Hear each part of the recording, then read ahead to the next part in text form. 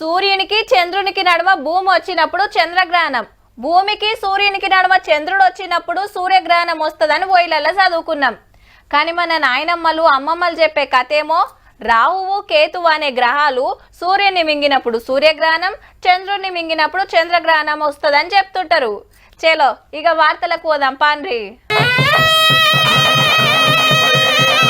తలుపులు తీసుడు, శుద్ధి చేసుడు, పెద్ద పూజలు చాలు చేసుడు. తెలంగాణలున్న పతొక్క గుడిలా పొద్దుగాలు ఇదే కార్యం. తిరుపతెంకన్న గుడి కాంచెలు మొదలు పెడితే ఎంలాడ రాజన్న, భద్రాచల రామయ్య, యాదగిరిగుట్ట నరసన్న, కొండగట్ట అంజన్న, అలంపూర్ జోగులాంబ, బాసర సరస్వతమ్మ, వరంగల్ వెయ్యి స్తంభాల గుడి, ఆడ ఈడానేం లేదు, అంతటిట్లనే. రాత్రి గానం పట్టింది కదా, ముందే గుళ్ళు బంద్ చేసి పొద్దుగాల తీసిండ్రన్నట్టు.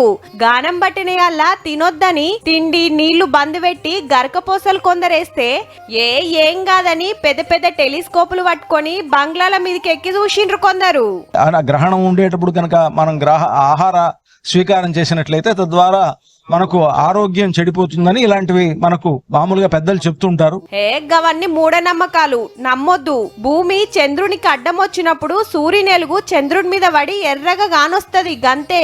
దాంతో ఏం కాదని జన విజ్ఞాన వేదికోళ్ళు ఇట్లా రాత్రిపూట రోడ్డు మీద కూకొని పలారాలు తిన్నారు ముద్దుగా.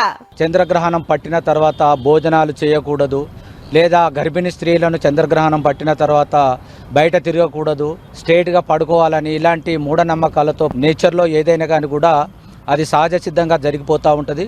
ఎవరు కూడా అలాంటి మూఢనమ్మకాల వైపు వెళ్ళకూడదు. ఎవరి నమ్మకాలు అల్లయి.